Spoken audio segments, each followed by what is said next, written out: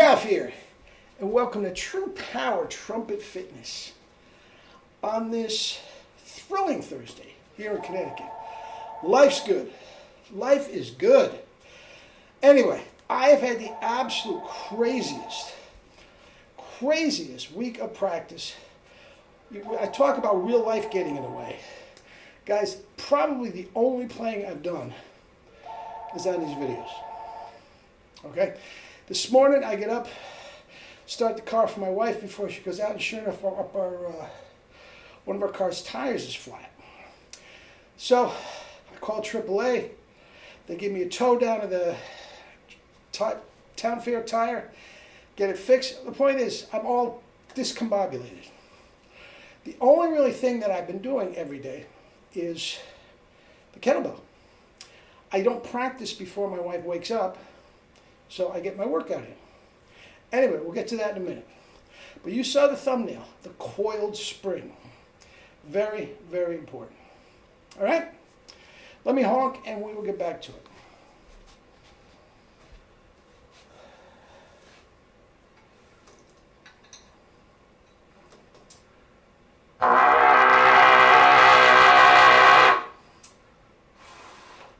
Centered as can be, baby. That felt good. We'll see what we got.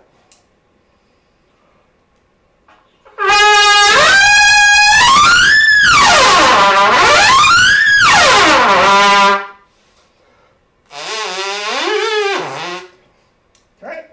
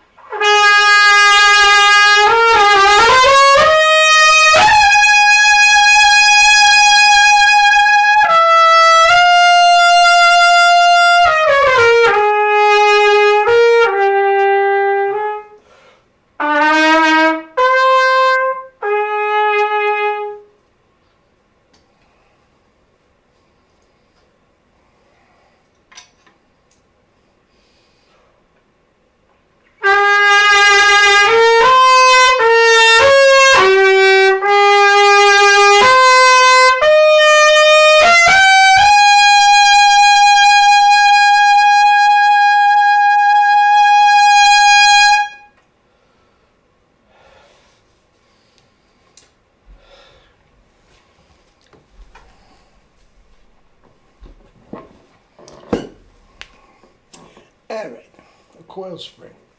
Now, a lot goes into the making of this video. Let me explain. First of all, a good friend of mine wanted to hear the second movement of the Haydn on the B-flat trumpet.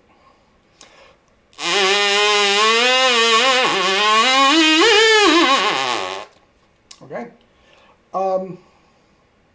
I hadn't done it on the B-flat trumpet in 40 years until right now. Okay? Literally, I don't do it. But here's the deal.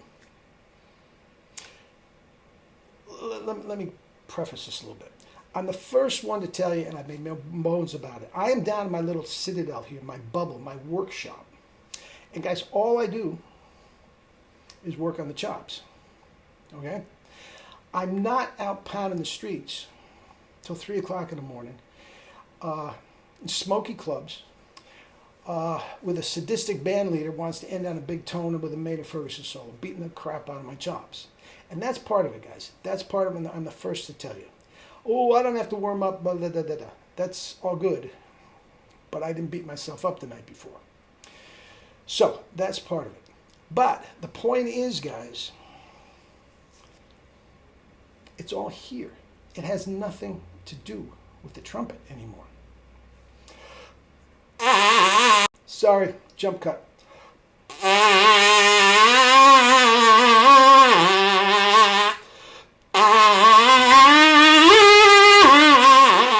Now, what other trumpet player in the world, there's a few, that cannot miss a note while you're pulling on his corners? The corners are non-existent. Non-existent anymore. Because what happens in my own little workshop, if I find myself getting a little tired and the corners start working into play, I stop playing.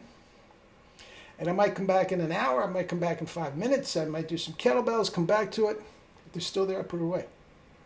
You don't have that luxury when you're out pounding the streets. Okay? So that's part of it. But here's the deal, and this is to my friend.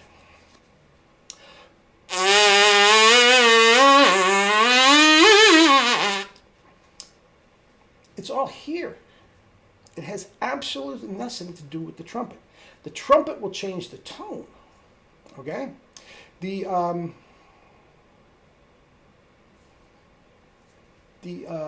E-flat trumpet will change the tone a little bit. It was flatter. Okay? That's just the tuning slide. But it's the same thing. It's the exact same thing. Now, would I perform on a B-flat trumpet as opposed to a E-flat? No. The E-flat trumpet is like a toy. I can play the Haydn and Hummel in my sleep and not miss a note. Still, even. Okay? The B-flat trumpet, I can play them. That's why Nekoriakov's B-flat trumpet on the Haydn, the third trumpet, was so impressive. So impressive the other day. Anyway, but the point is, trumpet, potato, patata, tomato, tomato, had nothing to do with it. It's immaterial. The mouthpiece, on the other hand, is the whole freaking ball of wax. Because if I don't have that mouthpiece to hold me in, even a different Cowett mouthpiece, if I got one of his older models, it wouldn't be the same thing. It would not be the same thing. But that is why Herb Smith can play it in the symphony. That's why Marcus Finkler can play it over in Europe during solos. That's why Perico and DeLibra can play it on smash mouth lead in Las Vegas. And don't kid yourself. They can both do the other way. Perico can play a symphony. DeLibra can play in a symphony. Herb Smith can go out to Las Vegas and play with Perico. He's got double C's. Guys, it's the mouthpiece and the protocol. And caress the baby or knock the walls down. That's the way it is. Relax the corner. Thick tongue against the thick, soft inner red of the bottom lip. Now, take this to the bank.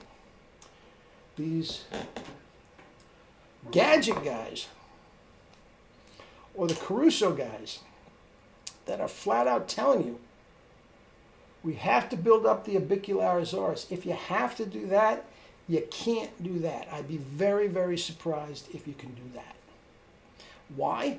Because you are depending on the tension of the orbicularis oris to create your sound. I am not. As you see, there's no tension there.